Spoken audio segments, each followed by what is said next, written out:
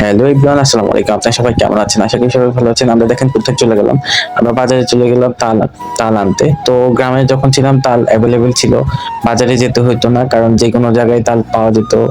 তো গ্রামে অনেক গাছগাছালি, যেহেতু তাল গাছ, তো ওখানে অনেক তাল ওইসব এরিয়াতে অনেক পাওয়া যেত, আর অনেক কম রেটে পাওয়া যেত। কিন্তু যেহেতু শহরে থাকতেছি এখন, তো আমার অনেক দিন খাইনি তালের পিঠা। তো মাকে যখন বললাম, মা বললো যে দেখি এদিকে পাওয়া যায় কিনা। তো আমরা চলে আসলাম তাল কেনার জন্য বাজারে। তো এইখানে যে তালগুলা ছিল, এটা সারুলিয়া বাজার।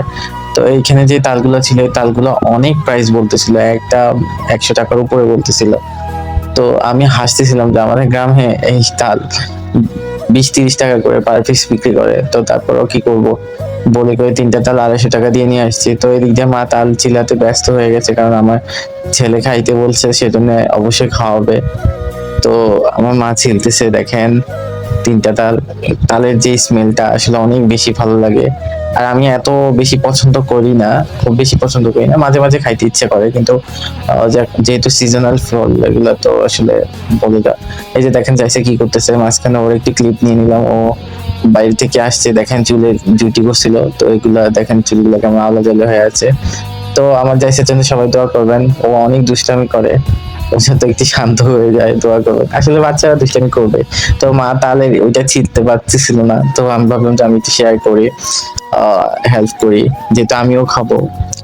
তো পরে এগুলা উপরের যে কালো অংশগুলো, এগুলো আসলে ছিলতে হবে। তাল ছিলার আসলে 3-4টা ধাপ আছে তালের রস বের করার। তো তালগুলো আসলে ওইরকম কালো ওই যে উপরের ছিলকাটা ছিলতেছি। তো ছিলার পরে প্রত্যেকটা তালে 3টা করে গোটা হয়েছে, তো বিচি হয়েছে। তো ওগুলা আমরা ওই যে রস করছে, এই যে রস করার পরে এগুলা। তো আসলে আমার মা আমাকে বলতেছিল যে কখন করতে কি দিতে হবে। তো তাল করা শেষ হয়েছে যখন, তখন আমাকে বলতেছে, তো তালের রসটার মধ্যে আমি দিচ্ছি, মা যা যা বলে দিচ্ছে। আর আসলে কি আমার মিরপুর একটা বোন থাকে, তো উনিও চাইছিল খাইতে। তো আম্মা ওখানেও আপুর জন্য কিছু রাখছি ফ্রিজে রস করে। তো এগুলা বলতেছে আমাকে কয়টা কি দিতে হবে। আসলে আমি তো বুঝতেছি না, তো আমি ইচ্ছা করে নিছি এটা, যে আমি একটু মাখাই। পরে আমি মাখাইতেছিলাম। তো দেখেন চিনি দিয়ে দিচ্ছে, তারপরে ওইগুলা মেজারমেন্ট করে দিয়ে দিচ্ছে। এগুলা প্রত্যেকটা জিনিসই দিতে হবে। তো এগুলা আমি জানি না এটা হাতে মাখায় না, বা কোনো একটা চামচের সাহায্যে বা কোনো কিছুতে মাখায়। তারপর আমি মাখাইতে শুরু করছি। তো এখানে দেখেন আমার মেয়েও আর আমরা হাসি ঠাট্টা করতেছিলাম। তো অনেক, মানে আসলে কিছু কিছু মুহূর্ত অনেক বেশি আনন্দ লাগে, মজা লাগে খাওয়ার থেকে বেশি। যেমন আমি যখন এই তালগুলো ছিলতেছিলাম, আগের কথাগুলো মনে পড়ে গেছে।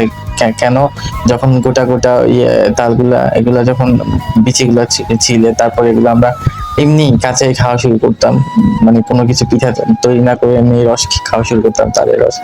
তো পরে এগুলা দিচ্ছিল আর আমি মিশাচ্ছিলাম। তো আসলে খাওয়াটা বেশি মজা না, আসলে জিনিসটা হচ্ছে আনন্দ একটা ব্যাপার আছে। তো যখন এগুলা করতেছিলাম, সবাই কথা বলতেছে, একজন এক রকম কথা বলতেছে, ভালোই লাগতেছে। তো আমার ভিডিওগুলো যদি ভালো লেগে থাকে, অবশ্যই লাইক কমেন্ট শেয়ার করবেন। আর কে কোথা থেকে দেখছেন অবশ্যই কমেন্টে জানাবেন। আর আমার ভিডিওটা যদি ইউটিউব থেকে দেখে থাকেন, অবশ্যই সাবস্ক্রাইব করবেন। আর পেজ থেকে দেখে থাকেন, অবশ্যই ফলো করে পাশে থাকবেন। এরকম আরো ভিডিও পেতে অবশ্যই কমেন্টে জানিয়ে যাবেন। তো আসলে মাখাচ্ছিলাম, মা যেভাবে যেভাবে বলে দিছে। তো ভিডিও শেষে আমাদের তালের যে বড়া, তালের বড়া বলে, তো ওগুলা তৈরি করা হয়ে গেছে। তো এতটুকুই। আমার ভিডিওটা ভালো লাগে অবশ্যই লাইক কমেন্ট শেয়ার করবেন। আসসালামু আলাইকুম, দেখা হবে নেক্সট কোনো ভিডিও।